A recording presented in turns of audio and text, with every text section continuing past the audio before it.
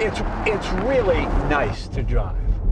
I mean, it's a very pleasant place to be. It's very sure-footed. There's no, this seems kind of floaty-boaty, none of that. It's very good. It's very nice.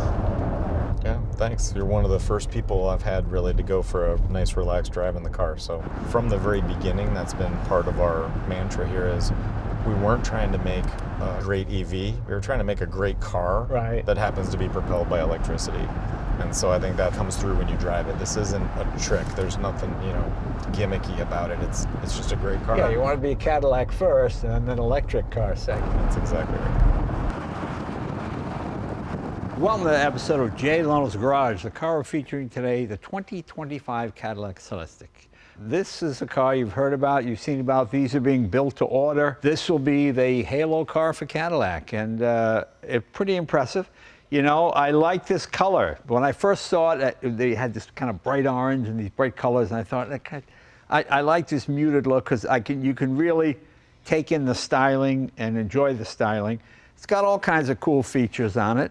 Rear wheel steering, 600 and some odd change horsepower, something like that. Well, let's meet one of the engineers that helped in the development of this car. See, that's what I love now. See, in the old days, you used to get these marketing guys. Jay, let me tell you what we see, now we get real engineers. Tony Roma. Tony, come on in. I know you were with Corvette, chief engineer, and now this project as well. Eh? So I actually started the Celestiq project a little over 5 years ago, and then just this last summer I got promoted and kind of came back home to Corvette. So now I have both. They let me keep this and the CT4 and CT5 Blackwing. So all the things at General Motors that aren't SUVs or pickup trucks, pretty much. That's great. So you're the performance guy. Yep, that's. Oh, very cool. That's it. And this thing is quite fast, isn't it? It is very fast. It's got 650 horsepower. Right. It's got all the technology in the suspension, active roll control, air springs, rear steer, you already mentioned, MR dampers.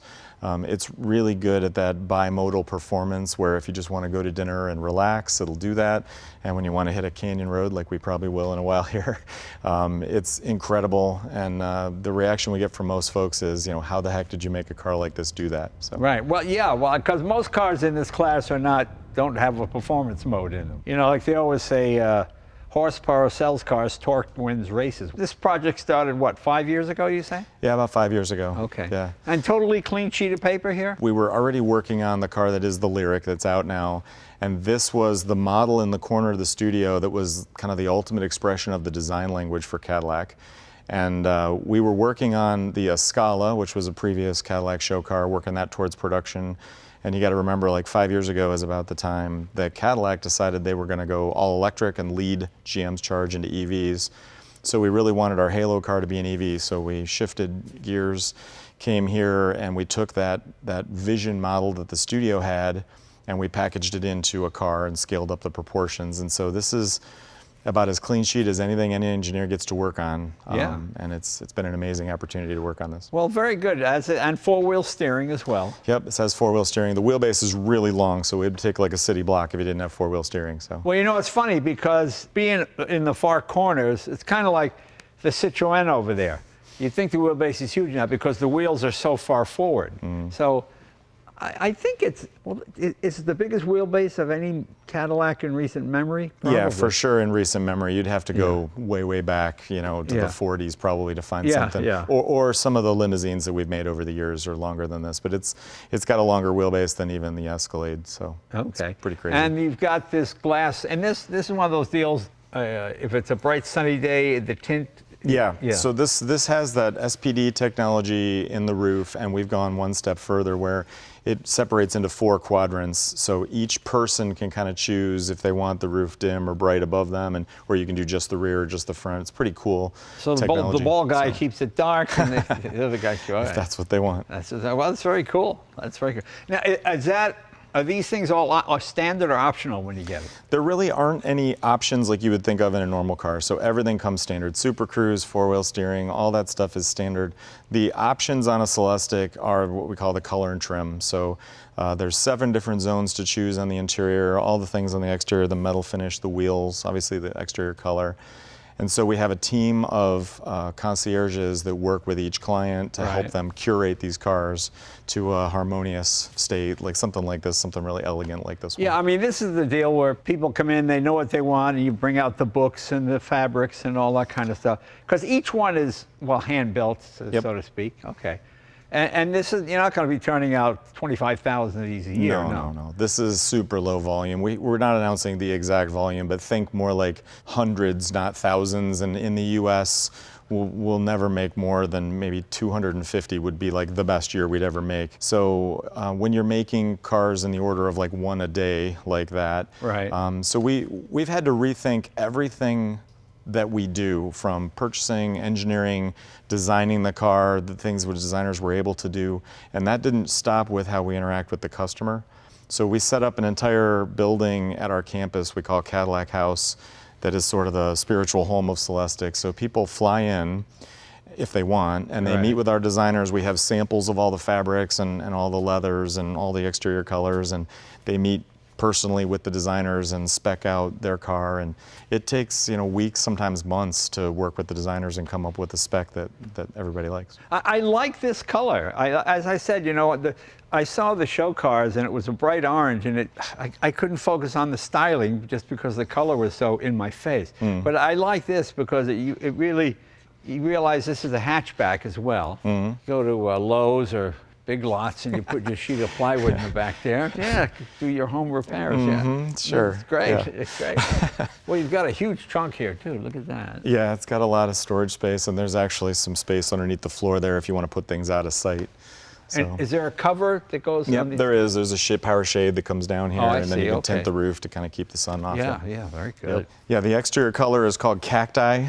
It's one of those clay, kind of got a hint of green to it. I really like this car too. It's super elegant to me. This is really nice. That's what I like. I mean, I like it. It doesn't scream at you. It's a pleasant looking car, Yeah, exactly. Yeah, no, I like the wheels as well. Obviously, regen and all of that. Yeah, for sure. And so the proportions of the car, I know it looks big, and it's interesting when you see it out in the world with other mere mortal cars. The proportions are crazy. The wheels and tires are the same size as an Escalade, but the roof is shorter than a CT6. So that's part of what gives this car these crazy proportions. It's super long. It's got over a 3-meter wheelbase. It was a lot of work to work with the designers. Are these 23s? These are 23s, yes. Okay. And now, are these tires developed specially for this, or they look like Michelin Pilot Sports? Right? They're Michelins. They're Michelin Pilot Sport EVs. Right. Michelin worked with us for the last couple of years to develop the specific tire. The construction of the tire is bespoke for this, and you'll notice the pattern that's in the sidewall. See that stripe pattern in the sidewall? They let us style the sidewall of the tire. They don't do that for hardly anybody. And that's the Mondrian pattern inspired by our Cadillac crest. That same kind of pattern that's in our crest. So these are very visually special tires for the Celestiq. Yeah, I like Michelin tires. It's funny. They're the only, it sounds silly, they're the only tires that are really round. Whenever we balance them, Michelins always need the least amount of weight to offset it. Sometimes you get tires from somebody, but you got 5 pounds on the thing. Yeah, and they're always perfect. They're always really good. These tires have all the technology Michelin has available. Everything to make it a low rolling resistance that you want for an EV. Michelin's a great partner. They work with us on Blackwing and our race programs. Yeah, because it seems people like these big wheels because the bigger the wheel, the less cushion you get. If you had 19s on, it would probably run even quieter and smoother, but this is the style. You got to have these wheels to offset the proportion. Yeah, exactly. You need this to make the proportions all work out. You need the size of the tire. And that was one of our challenges from the very beginning, knowing we were going to have these very large, heavy wheel tire assemblies, making sure the structure can handle that, making sure the right technologies in the suspension, the right kinematics. We redid the suspension to make sure that the tires move up and down nice and straight. A lot of times, like in a performance sedan, you do like camber compensation of the tires, gain camber when you roll over. You don't want that when you want a car to nice and float kind of down the road. So we've paid attention to every detail to make this car special. And no exterior door handles, right? No door handles. I've never worked on a car with no door handles, so power doors all the way around. You push the button on the B pillar for the front door and the one on the back. And, okay, let's see, that is... The button is back behind the door there. Yep. This one here. Oh, I see. Okay. I see. And exactly. It's got a radar that looks through the door, so if you're standing too close to it, it won't bump into you. So sometimes you gotta like pull it You open. press it again and it shuts? Yep. Yeah. Okay. And when you get in to drive the car, if you push the brake pedal, you don't even have to touch the door. It just closes behind you and you drive away. Very good, very good. And rear view mirrors. We haven't reached the time where these are cameras anymore. It's not legal to do that in the U.S. We actually had, we wanted to do that on this car, and we talked to NHTSA a couple times, and we're working on getting that to be legal in the U.S. We had a version of the car all set up with the screens, but you still need the reflective mirror in the US. because this has got to drive the aerodynamicists crazy. You got this shape, then you got these giant hands out here. It costs us some drag. It's the frontal area, because this area that the wind's got to go around, and then the shape, and so it definitely costs us just a little bit of range. It's not terrible. This is my EV charging door here. Yep. Good day, Mr. Bond. Oh, very cool. And then when you plug it in, it gives, you push it again. When you plug it in, it gives you the status indication that it's charging, and then the lamps will also tell you how much charge you have, and they'll give you a little trickle animation to show you it's still charging. So. What architecture is it? 800 volt, 400 volt? So this is a 400 volt architecture. Yeah. Okay. So again, you can plug in at any charging station. Okay. Yep. Okay. And what is the range? We haven't announced the range yet. We're still certifying with the EPA, but it's going to be over 300, just over 300 miles. Okay. Can you adjust the regen, or is it set? No, you can adjust how aggressive you want it. You can do one pedal drive medium or high, or you can get rid of the one pedal drive and just let it do like a normal, I have to hit the brakes. Yeah. So you've got a number of different options. And your brakes last forever because you only use them really to hold the car at a stoplight. Yeah, exactly. They're oversized only for emergency situations, so basically I would never expect you to have to change the brake pads on this car. Right, right.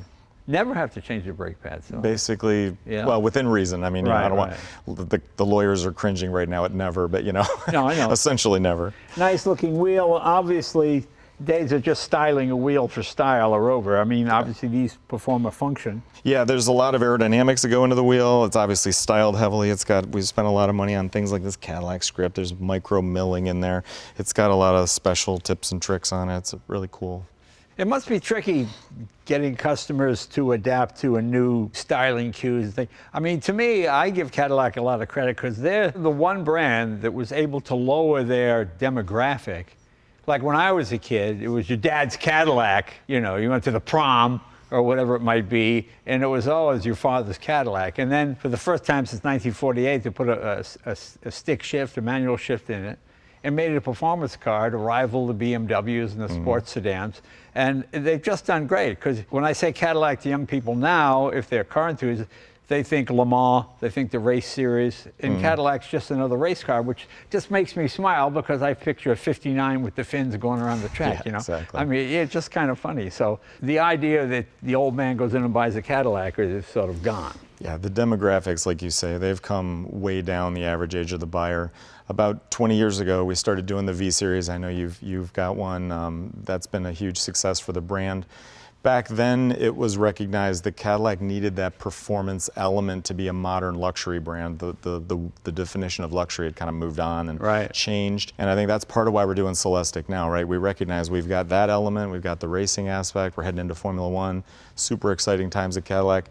This is really kind of what's missing, that over-the-top statement of what is Cadillac, if it could be everything it wanted to be. And so when you drive the car later, you'll see it's athletic and nimble, but we also wanted to tip a nod to kind of the classic Cadillac. So you put the car in tour mode, it relaxes, cruises.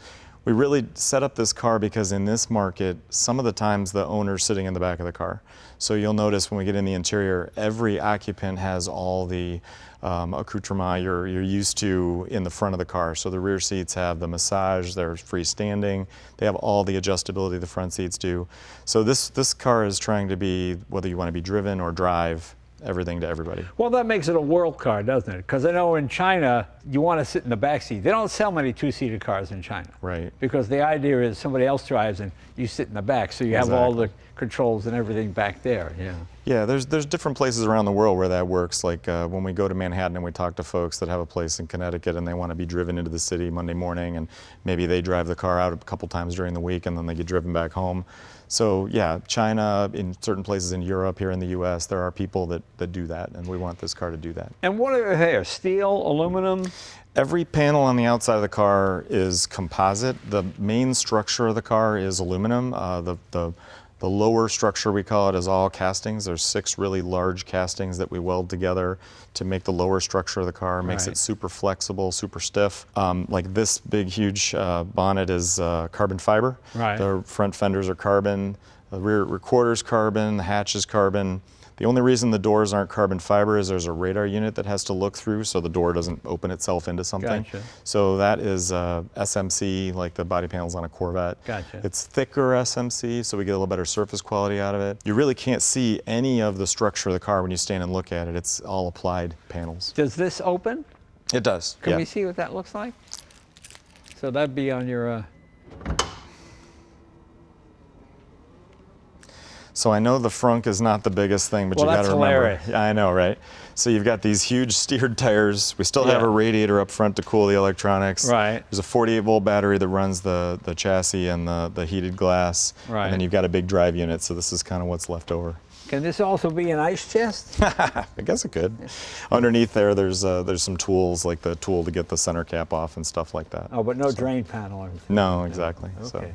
Well, it's funny because you think it's going to be, oh my gosh. It's huge. I know. And this closes it right here? Yep, I That can button close it there? right there. Yep, just push it and it'll close. Press that button. Yep.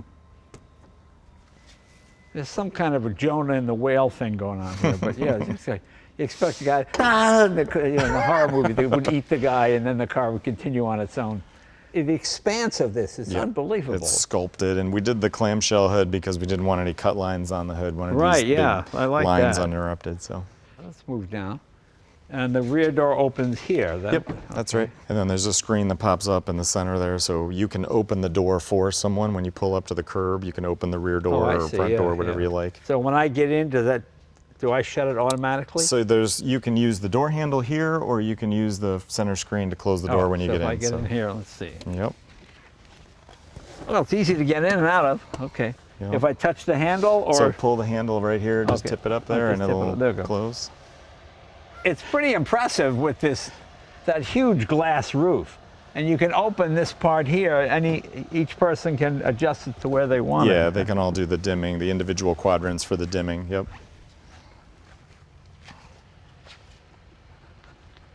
You know, it's the shock of the new. When I first saw it, I was like, what?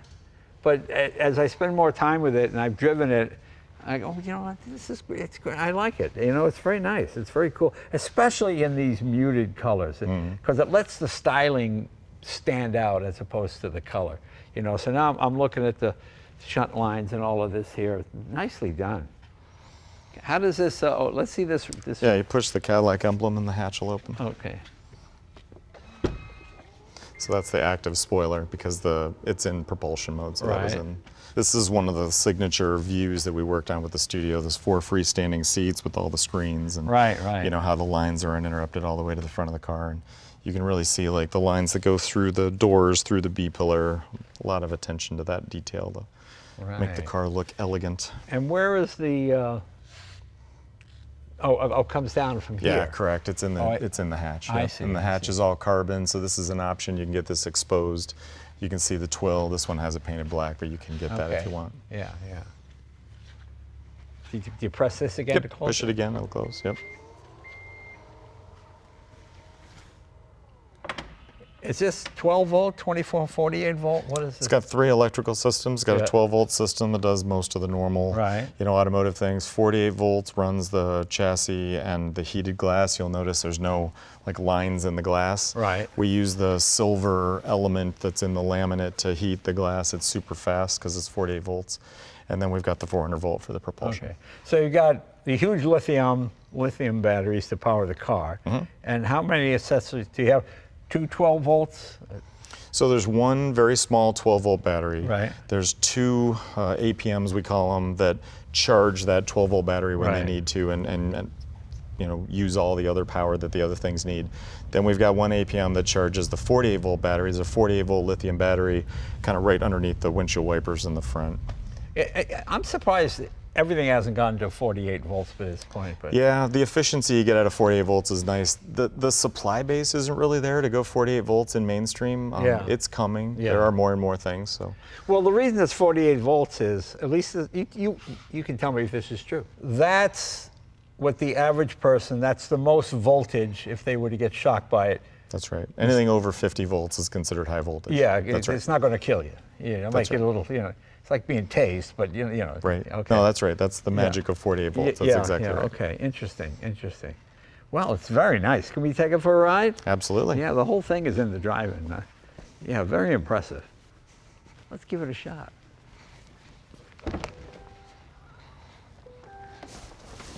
When you touch the brake pedal, it'll automatically close the door for you.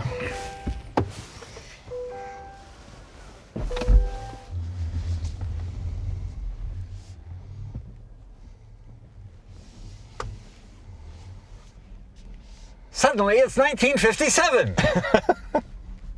Still never gets old that it silently pulls away. Right? Yeah, it's my 1925 dual steam car is like this. Pulls nicely, doesn't it? Oh yeah.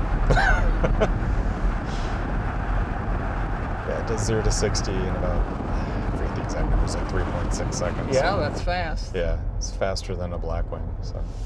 It's interesting to go with the hatchback idea. I would never, I would never have thought that would be something people would want. I suppose most people, a sedan type.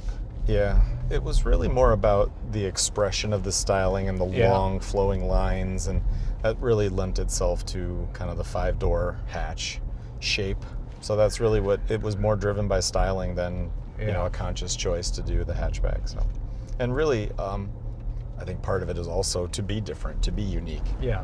We're not just another. The thing that I find has changed is the perception of 4 doors. Mm-hmm. With young people, they'd rather have a 4-door. Like I meet young kids all the time that want the 4-door version of the Hellcat because you get a friends in the back. Mm-hmm. Yeah, but isn't the 2-door cooler? Oh, why? The 4-door you can. I mean, it's not because. To my generation, the 2-door was always, that was what you did. Even even the 2-door Cadillac, I agree. We see that sentiment over and over again. One of the things we were talking about walking around the outside of the car, and I know you're driving, but a lot of the metal, especially on the interior, we really obsessed over authentic materials, right? The quality of leather that we used everywhere, the real metal, the 3D printed window lifter switches, and the zinc plated, the zinc cast with the plated door handles. Now, is that standard? Is there wood trim available there if you want it, or is it's standard, and you can get different finishes of the metal trim. And then if you wanted to do something like wood, we could talk about that as a commissioning process and engineer a specific pattern for you. So, and we've had a lot of interesting requests. We had one customer want to do wood on the IP. Yeah. And there's an airbag that comes through here, so that's a difficult request. Yeah. I know with this car in particular, because of how low we wanted the roof to be, we really obsessed over comfortable seats that were as compact as possible. So, like we were talking on the outside, the proportions of this car with the low roof, the big wheels and tires, and then still having a battery under the seats. We did a multi-height battery where we stack the layers of our cells at different heights. So we hollow out the rear footwell to give you better rear seat accommodations. We put a bunch underneath the rear seats. We put, some down the center console. So we packed in as much lithium as we could. So. Any talk of using your phone as a key? Is that an option? Yeah, that's a feature we're working on. We really want to do that right. So we're trying to package all the right antennas so you get the right customer experience. But that feature's coming, especially in other markets like China. That's almost expected at this point. They love that. I'm wearing my Detroit watch company. Whenever I have a vehicle from Detroit, I like to use my Detroit. I just like it's a symbol of how Detroit's coming back.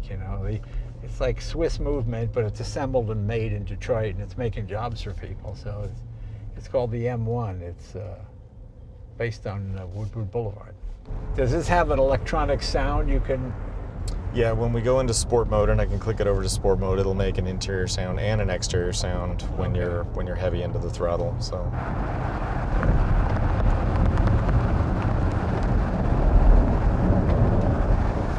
So there, now you'll feel it lock down a little more. Yeah. The anti-roll bars, the active roll control right now, it'll try and control the body to stay absolutely flat. So when you turn into the corner, you'll notice it basically doesn't roll at all. It just kind of translates into the corner. It's a pretty cool feature.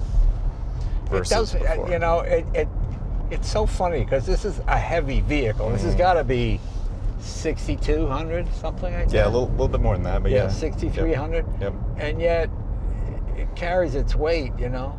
Yeah, that was the whole goal, to make a car that you'd get out of and say, oh my gosh, how did they do that?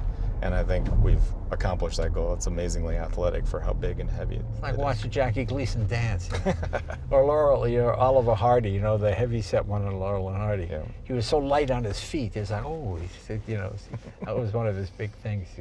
He's a good dancer. It handles amazingly well. It's so funny. Yep, that's the reaction we're going for. So when I said it's a little different than the Rolls-Royce. Suspension now is where power brakes were in the 50s, you know, because prior to the 50s, you really had to press on the brake to stop it, you know. And then once power brakes came in, they'd always show the dainty woman with the tiny shoe and little foot stopping the 2-ton car, you know. Mm-hmm. And now you're like that, where you've got this essentially 3-ton vehicle, but you wouldn't guess this was any bigger than a normal car. You know, inside it doesn't seem, you got plenty of room, but it doesn't overwhelm you. You know, you're not doing this. The sight lines are all excellent. Mm-hmm. Yeah, it's a lot of fun to drive. We usually bring CT5 Blackwings on our rides, and it's fun to keep up with the Blackwings in these things. And yeah. You get the drivers in the Blackwings going, what the heck? How are you keeping up with me? You know, it's funny. It's 650. You drive the Lucid. That's 1,200 horsepower. It doesn't feel that much different than this, but it's very sure-footed. It really does handle very nicely. It's amazing. It's a lot of fun, isn't it? Yeah, it really is. It really is. Yeah, and I think when you walk up to the car with the scale of it, like we talked about, that's not what's at the top of your mind. You are not thinking like, oh, this will be fun to drive on some back roads. It's fascinating to have a car that's essentially zero maintenance. Because there's really nothing you do at the dealership. Maybe change brake fluid, right? I mean... Yeah, no, that's literally it. You know, I've got my 1909 Baker Electric. That goes 80 miles on a charge. I painted it and redid the body and the upholstery, but the engine has not been touched since 1909. Oh my gosh. And it's fine. It tops out at about 22 miles an hour, 23 miles an hour, which is... But it was a New York cab. That's what they did, right, you know. Right. And you're on cobblestone, so you're not going to go that fast anyway. Right.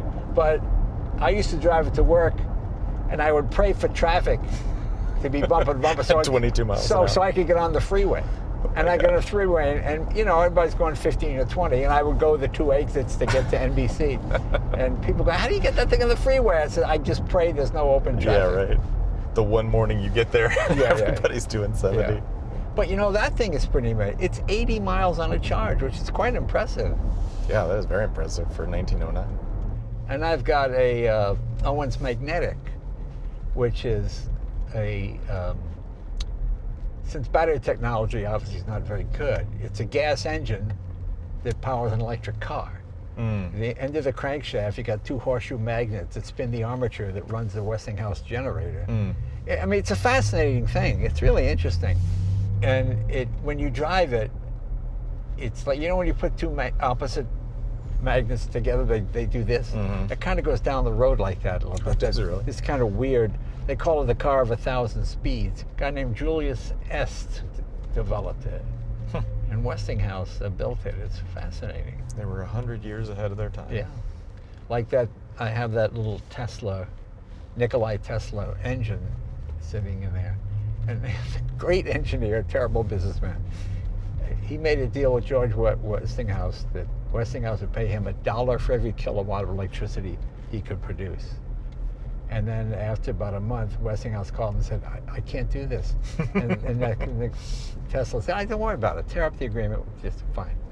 And of course, Westinghouse became a gazillionaire, and Tesla died broke.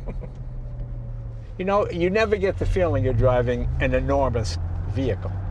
And it is a big vehicle, but it does shrink around you. Just the, you know, it carries its weight so well, and with the electronics, of course, the controls are all so light. I mean, it's really fascinating. Yeah, that was definitely part of what we were going for. I mean, this whole usability. It's one thing to make a big, beautiful car, but then if you get in and you can't see out of it, or you can't maneuver it because it's too long and big, then that really kind of spoils the whole experience. Yeah, right? I mean, four-wheel steering is probably the greatest contributor to all of that, just to make it feel so. Yeah, it adds a lot of stability at speed Right. when we steer in phase, and then when we go Right. out of phase at low speed for maneuverability. The rear steer is a huge part of this for sure. I mean, I like this one pedal drive. Yeah, I love one pedal high. That's my favorite. I get back in my Corvette and I lift the throttle and it doesn't stop, and you gotta actually hit the brake pedal again. I also get spoiled by the power doors. Yeah. You get in another car and you push the brake pedal and it doesn't close the door for you, and you think, man, that's rude. Well, you know, it's funny. I instinctively always have my foot on the brake and and I get my foot caught in the door because it does. You know. Yeah, I mean, you can obviously turn that feature off if you just can't break that habit. So some people Can don't. you turn it off? Oh yeah, you can turn it off. Okay. Yeah, for sure. Yeah, because like you said, some people just, they've been driving a car for however many years, and that's just what I do. I get in, my one leg's still out of the car. We had a lot of people complain about that. So Yeah. I personally love the feature, but I can understand, people are creatures of habit. So What is the ratio, for example, if I have it in normal mode, not full regen, and I coast versus coasting in regen? How much more? I forget the exact numbers. I want to say in moderate, we'll regen at like 75 kilowatts, Right. and in high, it'll do up to like 120, something like that, depending. So it's a significant amount more energy, especially if you're coming down a long grade. I mean, that's significant. But if you come down a long grade just coasting without it in maximum regen, it doesn't even out. It won't. It'll always be less than. So regen. it'll always regen, even when you push the brake pedal. Right. It'll blend, what we call Right. blend, between the brakes and the regen. So it's always going to put more power into Right. the battery.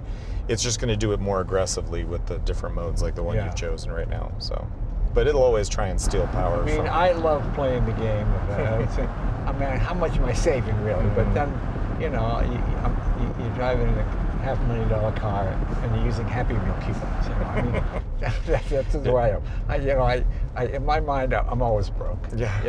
So that's why I work all the time. I just think, that's okay. Now you're a bum. If I don't work, if I take a week off, that's it. I'm a bum now. You got to stay hungry, right? Yeah, well, that's true. When you have those Depression era parents like I have, my mother would call me back east. Back east, I'm in California, and she couldn't remember it was 3 hours ahead or 3 hours behind. So sometimes she thinks she's calling me at 11 o'clock or it's 8 o'clock, but it's really 5 in the morning. And I go, hello? And she goes, oh, wait, did I wake you? Instinctively, I go, no, Mom, I'm working. I'm working, Mom. I'm working. I'm not lazy, Mom. Yeah, it's 5 in the morning. Yeah, I couldn't bring myself to, it was, when I was a kid, that was sort of lazy. That was the worst. Because it's funny, when I was in Massachusetts, I was the laziest person anybody knew. I came here and I was the hardest working person anybody knew. Because there's just a difference between California culture and back east. Like you were saying about the cost, at home we pay, I think the cheapest electricity rate I pay is like just under 11 cents a kilowatt hour. Right. So you fill this whole battery up, if it was completely empty to full, would cost you less than $10. Yeah. So it's just, I know, isn't it? to think about filling up a traditional car these I know, days. it's crazy. It's nuts. I mean, that's what I really think the future of internal combustion will be like snowmobiles and ATVs. You take your Corvette or your Mustang, whatever, out on the weekend to go to the Cars and Coffee, and then driving to work, you're in something like this, using electric. I mean, driving a Hemi every day to go to Irvine is crazy. It's pretty nuts, yeah. I agree 100%. I think the term I use, it's the equestrian model. Yeah. Right? 100 years later, people still have horses. They take them to horse shows, they do things with them, it's all great. That's right. Then they put them away and they drive their car. And there are more horses now than there have ever been in any other period in American history. Is that true? Yeah, no, I didn't know that. And they're all recreational. That is funny. So yeah, I agree with you. That's exactly the model people are going to have to get their head wrapped around, that you're still going to be able to take your car and go make noise at the racetrack or do whatever you want to do. You just... And the horse was the big polluter. You know, when the Model T came out, there was 60 tons of manure on New York streets every day. And people would, horses would collapse and they'd cut the reins and leave the dead carcass, you know, and people get dysentery. And then the Model T comes along and blows a little blue smoke in your face. Oh, well, that's not so bad. I'll take that over manure any day. I know it's early. Have you had any Lyric drivers step into this now thinking, oh, I love the Lyric, this is going to be even better? We've definitely had a couple of Lyric drivers, and now we've got people that have bought the Escalade IQ that are coming looking at this, so for sure. We're starting to get people that are very familiar with the EV part of this. Right. And from the very beginning, that's been part of our mantra here, is we weren't trying to make kind of a trick EV, or like a great EV. We were trying to make a great car that happens to be propelled by electricity. And so I think that's been, and I think that comes through when you drive it. This isn't a trick. There's nothing, you know, gimmicky about it. It's just a great car. Well, that's what I mean. I like the fact that it's not a massive screen, because I think, like the talking car, all right, your door's ajar. Okay, thank you. You know, we're past that. I don't need the giant screen anymore. Yeah, you want to be a Cadillac first and then an electric car second. That's exactly right. Yeah, and the maintenance thing, basically you change the brake fluid, and every once in a while you're going to have to kind of flush the coolant system for the res, and you know, but I mean that's a once every 10-year kind of thing. The one thing I never see any manufacturers do is gasoline fill up $88, electric fill up $13. I mean, it just seems like, why isn't that a natural part of every ad? I mean, it just seems so odd to me that it's not. Yeah, the cost and the convenience, right? You put the charger in your house every time you walk out in the morning. Right. It's preconditioned on 11-cent kilowatt, you know, house fuel, and it's full, and just do your thing. Well, you know, it's funny you say that, because the next thing will be the, what they call the inverter, where you just drive your car on and back. Yep. Because the biggest thing people don't like about, like, oh, I have to plug it in every night. Like that's a lot of work. Shut up, please. Yeah, exactly. We're definitely working on that, and we kind of preconditioned enough space on here where you could put a coil on the bottom. So when that technology gets more mature, and we had talked about software where the car, where you push a button and it would just center itself over the coil. So it's just a matter of time. That will come. That's going to be really cool. That's the next step. Now, something I noticed, it seems like you guys have an aversion to plastic now. Everything is metal on this car, right? Yeah, we really over-indexed on the authenticity of all the materials. So everything on the interior that's shiny is metal. It's either 3D printed, cast, or somehow some of it's machined from billet, depending on what piece we're talking about. Right. So this is built off the assembly line, more or less. Yeah, we stood up a separate assembly line just for this. The rest of the facility that we build this in builds our prototypes, so the first cars of whatever other line. And we build the bodies on the north side of our campus in Warren, Michigan, and then we assemble the vehicle in what we call the Artisan Center, which is just on the south side of our campus. To me, the thing that's fun when I buy a vehicle like this, when I got my Corvette, and somebody else, you have all the team sign it. You know, I got everybody's name, and I've had, you know, the children of the guy who built it come by to see their dad's signature on my car. Cool. Yeah, it's kind of fun. Boy, it's really nice to drive. I mean, it's a very pleasant place to be. It's very sure-footed. There's no, this seems kind of floaty-boaty, none of that. It's very good. It's very nice. Yeah, thanks. You're one of the first people I've had really to go for a nice, relaxed drive in the car. So glad you're picking up on all the things we engineered into it. I bought my dad a Cadillac when I made it, but if he was still alive, I would get him this. He would love this. Yeah, my grandfather was a huge Cadillac guy, so I've thought about him a lot as we've been working on this car, and I think he would absolutely love this car. He probably couldn't afford this car. He worked on the railroad, but... when I gave my dad a Cadillac, my dad's Italian, so got the Italian Cadillac, white with the red velour upholstery. Nice. And my mother's from Scotland, and she is so embarrassed. We'd be driving like this, you know, and they pull up to a light, and if someone, because my dad kept the car, if they looked at the car, my mother would see them roll the window, and she'd say, we're not really Cadillac people. Our son gave us this. And then my dad, well, we don't drive a Cadillac. Of course we're Cadillac. Then they'd start fighting, you know. And then the people would get scared and take off. And it always used to make me laugh. And people would say to me, this is before cell phones, I saw your dad driving a car. He was yelling in the car, but there's nobody there. He goes, no, my mom was there. She was just embarrassed riding in an expensive Cadillac, so she would sit below the seat levels. And my dad would be screaming at her, you know. And people, I saw your dad yelling in the car. It was hilarious. It was the funniest thing. Because I used to tell him, Pop, when I make it, I'll get your Cadillac. Yeah, you'll get me a Cadillac. Yeah, sure you will, you know. So then I showed them when they were the Cadillac. So, was your dad in the automobile business? No, my dad's an entrepreneur. He sells restaurant supply equipment.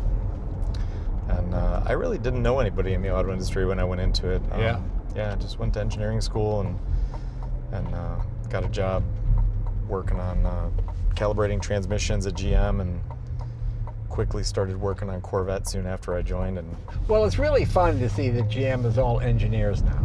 You know, I mean, you got Mark Roy is the president at Nürburgring every weekend, setting speed records, going 231 miles an hour. I mean, in the old days, you wouldn't even be allowed to be a passenger at that speed. You know, so I think it's great. I think it's great. Yeah, I agree. I think it's one of our advantages that our leadership understands how, you know, we're a company that makes things, and our leadership understands how to make things. I agree. I think and I love it that it's made in Detroit. You know, I just have a thing for Detroit because it used to be called the Paris of the Midwest, and people laugh at that now, but back in the day it was, and then it kind of hit the skids and went all the way down, and now it's back again, and it's nice to see it come back. So, my friend, thank you. I appreciate it. Thanks, Jay. Yeah, this is great fun. So, check out these if you see one on the road. It's certainly attention get. You know, you're not going to go unnoticed in this thing. So, if you've committed a crime, don't buy one of these because they're going to spot you right away.